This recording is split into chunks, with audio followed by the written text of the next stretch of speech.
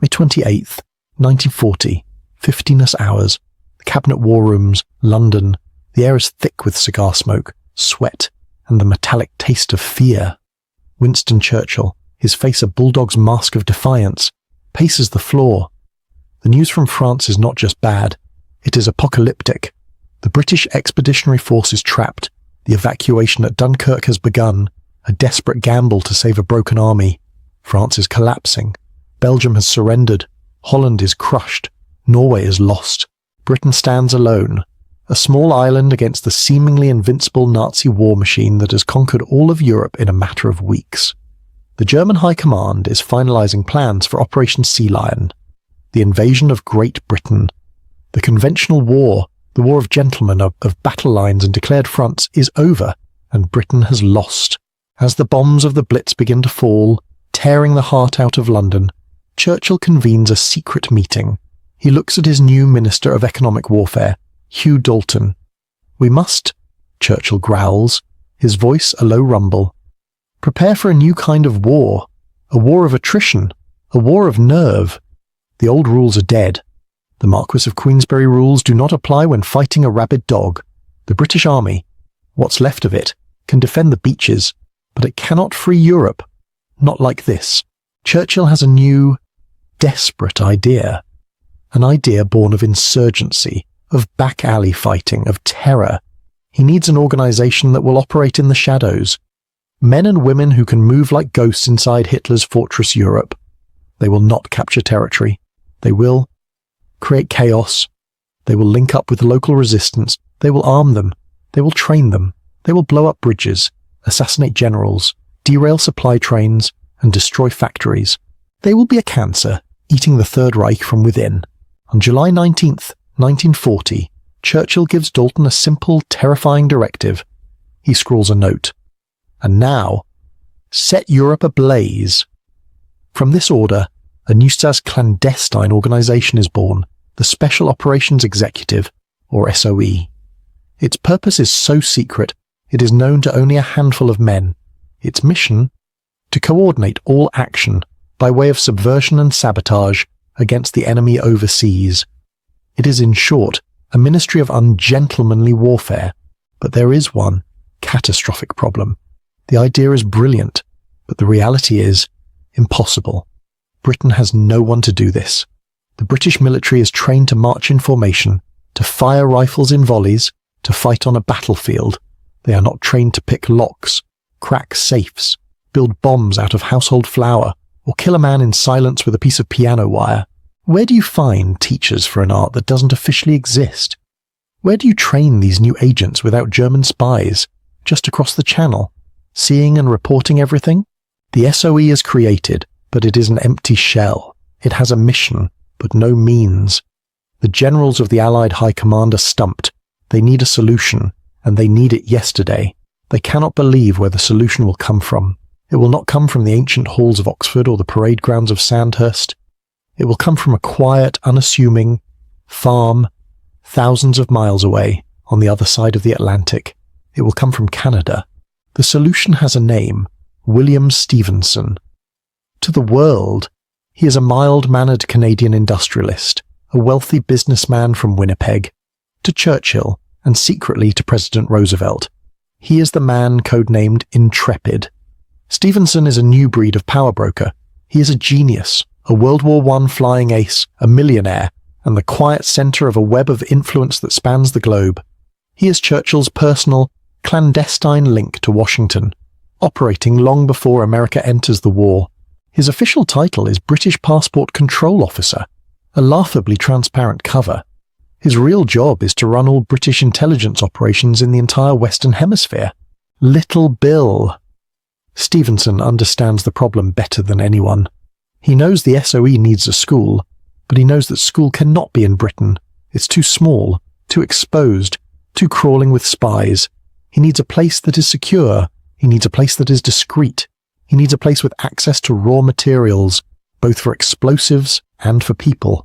He needs a place close enough to the neutral United States that he can begin to secretly train the Americans, who, he knows, will soon be dragged into this fight and have even less of an idea of how to conduct espionage than the British.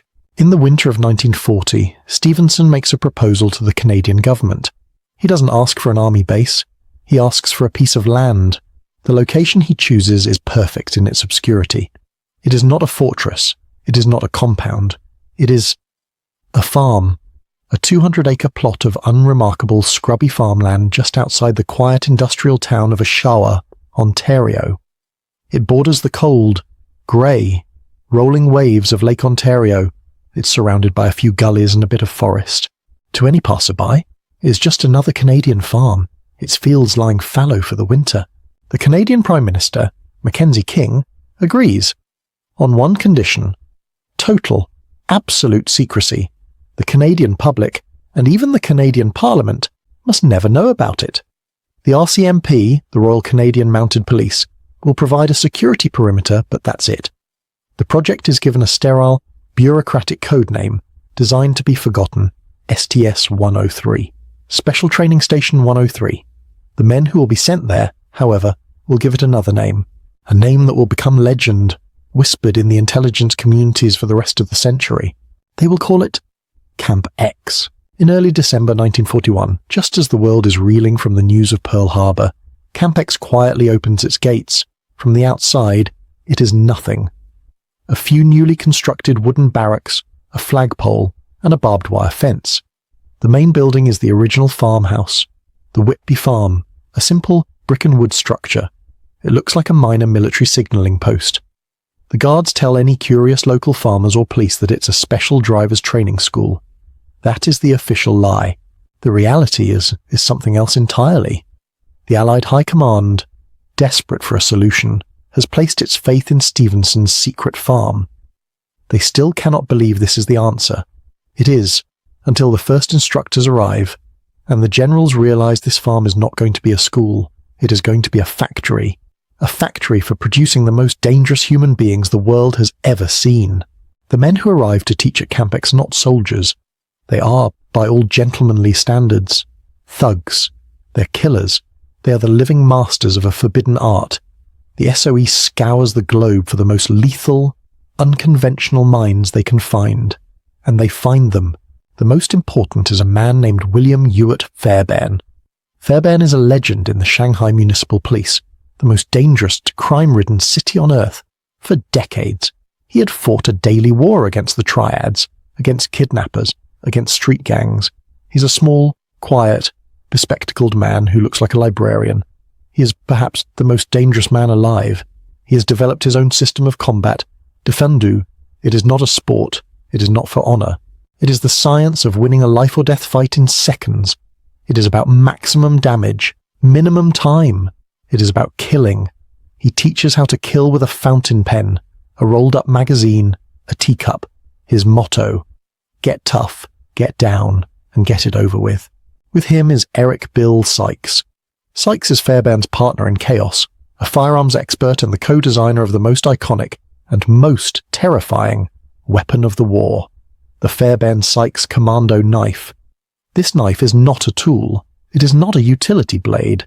It is designed for one purpose, and one purpose only: to kill a man. Its long, thin, stiletto blade is designed to penetrate the ribs, to puncture the lungs, the heart, the kidneys, and be withdrawn, leaving almost no external wound but catastrophic internal damage. It is a weapon of assassination, and here, on this quiet Canadian farm, Sykes and Fairbairn are now the headmasters. This is the curriculum the Allied generals could not believe. There is no marching. There is no saluting. The first class is silent killing. Fairbairn, in his quiet, British accent, would stand before a class of rough Canadian lumberjacks, French-Canadian trappers, and American college boys, and he would teach them how to snap a man's neck. He would teach them the tiger claw, a hand strike to the throat.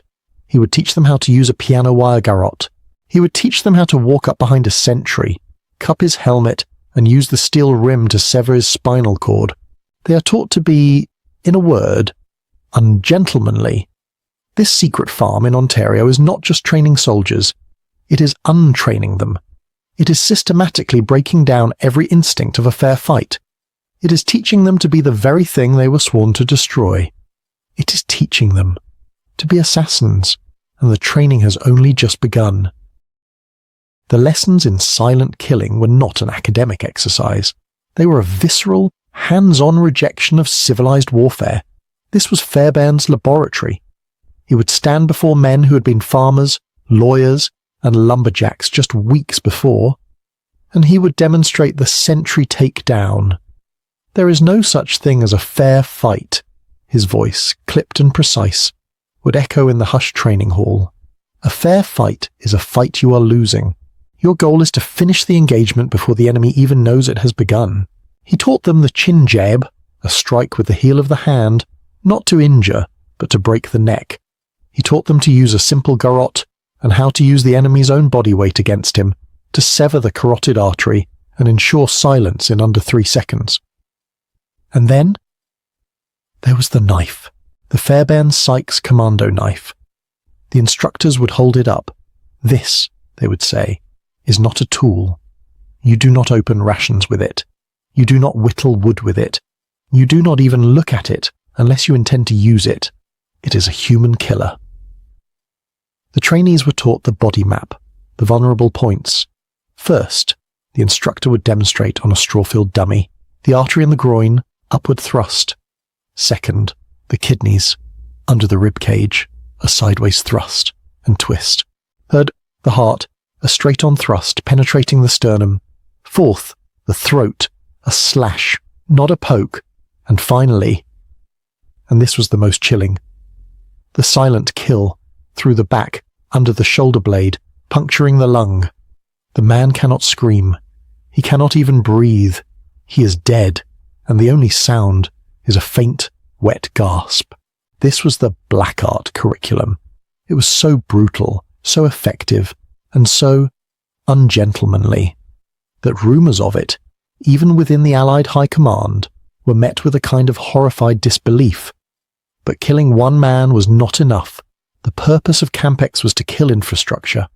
After the trainees were hardened, after they had proven they had the stomach to kill in cold blood, they were moved from the black art studio to the demolition field.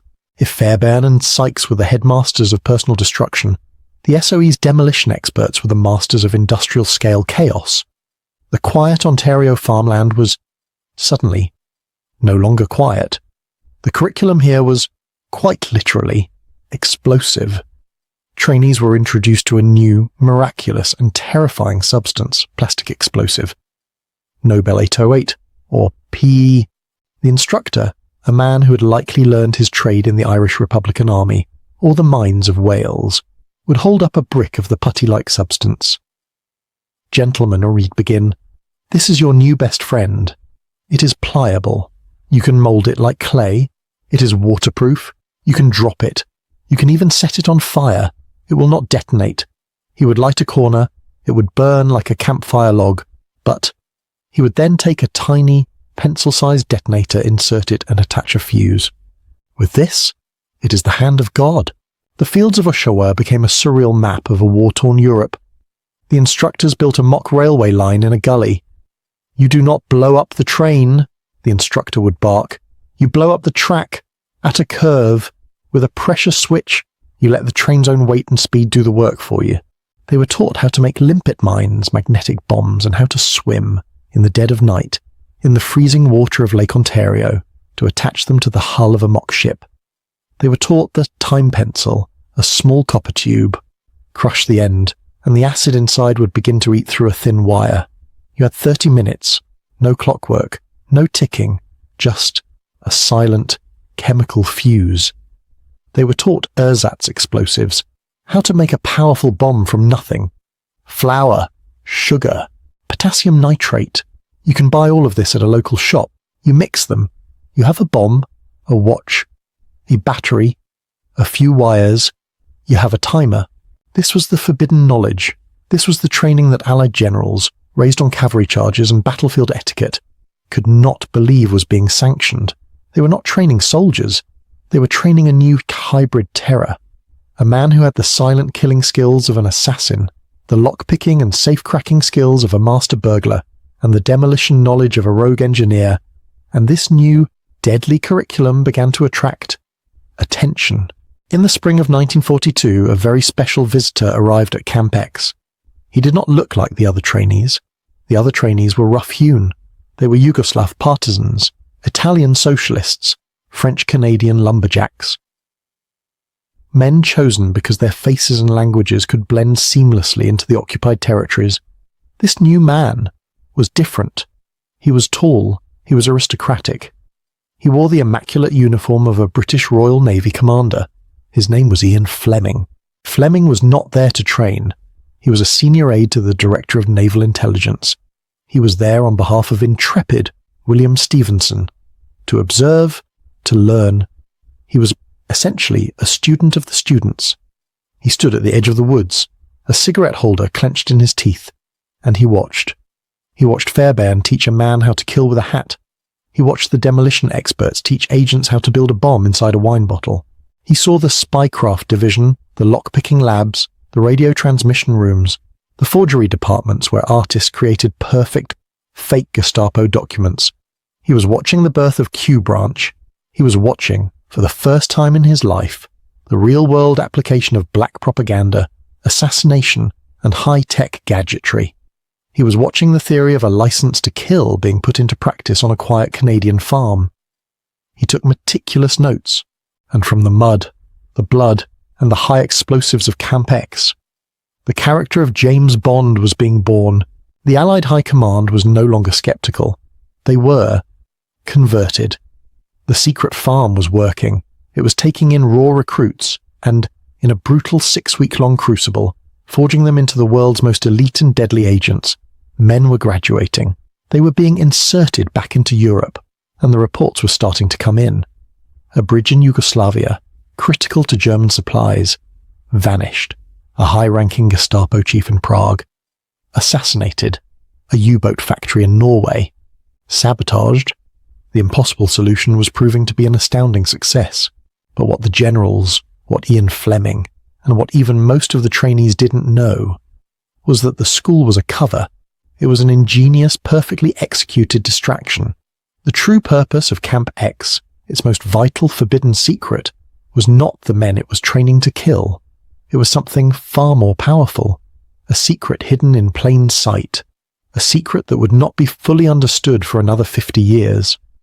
The most important secret at Camp X was a broadcast antenna. The school for assassins was a masterstroke of deception. The explosions, the gunfire, the brutal, visible training. It was all real, but it was also the perfect cover story.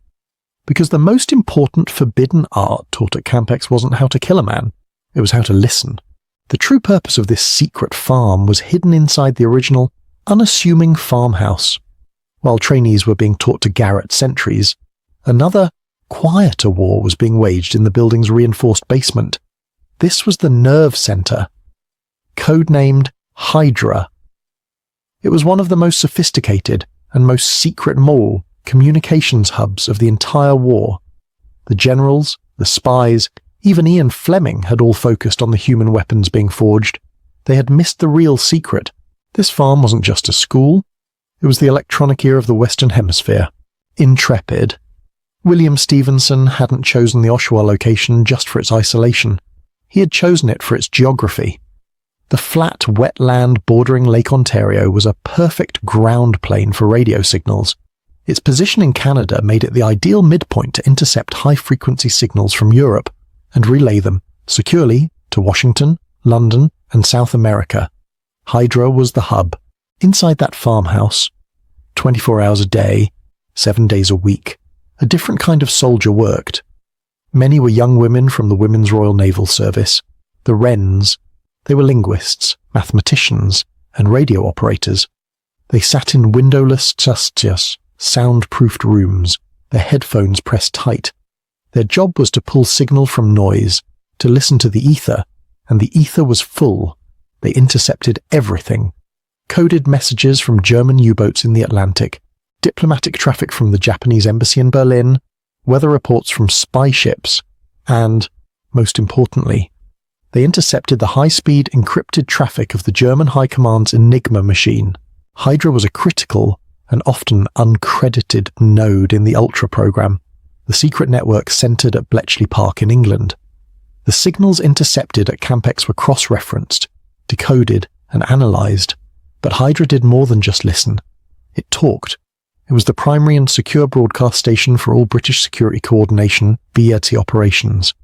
When an SOE agent trained in the fields of Oshawa needed extraction from France, the coded action message was broadcast from Hydra. When intrepid Stevenson needed to send a top-secret decoded Enigma message to President Roosevelt in Washington, often before Churchill had even seen it, that message passed through the operators at Hydra. This was the true forbidden art. Not the breaking of bodies, but the breaking of codes. The assassins and saboteurs were the fists of Camp X. The code breakers at Hydra, they were the brain. The secret farm was, in fact, two operations in one, a school for killers, wrapped around a signals intelligence station of global importance. And as the war entered its final, brutal phase, the graduates of that school, the ghosts of Oshawa, were finally unleashed. The payoff for the Allied High Command's gamble was about to become legendary. Trained in the black arts and demolition, over 500 agents passed through the gates of Camp X. They were given new identities, civilian clothes, and a cyanide pill. And then, one by one, they were dropped from the black bellies of Lysander aircraft into the moonlit fields of occupied Europe. They did not fight in armies, they fought alone. A Norwegian graduate trained at Camp X, parachuted into his homeland and using the ersatz explosive techniques learned in Ontario, destroyed a critical heavy water plant, crippling the Nazi atomic bomb program. A French-Canadian team, led by Chaudière veterans, linked up with the Marquis. They didn't just blow up a bridge. They used their training to systematically sever every railway line and communication cable in northern France, just hours before the D-Day landings, ensuring the German panzer divisions could not reach the beaches of Normandy. The impossible training had made the impossible invasion possible, but the greatest, most enduring legacy of Camp X was not what it did for the war. It was what it did for the post-war. The most secret part of Stevenson's plan was always the Americans. In 1941, America had no centralized intelligence agency. The FBI and the military intelligence branches were famously distrustful of each other. When America entered the war, President Roosevelt knew he had a spy gap. He turned to his friend, William Stevenson. Stevenson said, "Send me your men." Roosevelt created a new organization, the Office of Strategic Services, or OSS, and its leader, a hard-charging lawyer named Wild Bill Donovan, made Camp X the official training ground for his first generation of American spies. The future leaders of American intelligence were shipped, in secret, to this Canadian farm. They were taught by Fairbairn how to kill. They were taught by the SOE how to blow things up. They were taught, in short, the ungentlemanly arts that America had never known. This secret farm became the blueprint, the prototype. The entire doctrine of American special operations and clandestine services was born in the mud and snow of Oshawa, Ontario.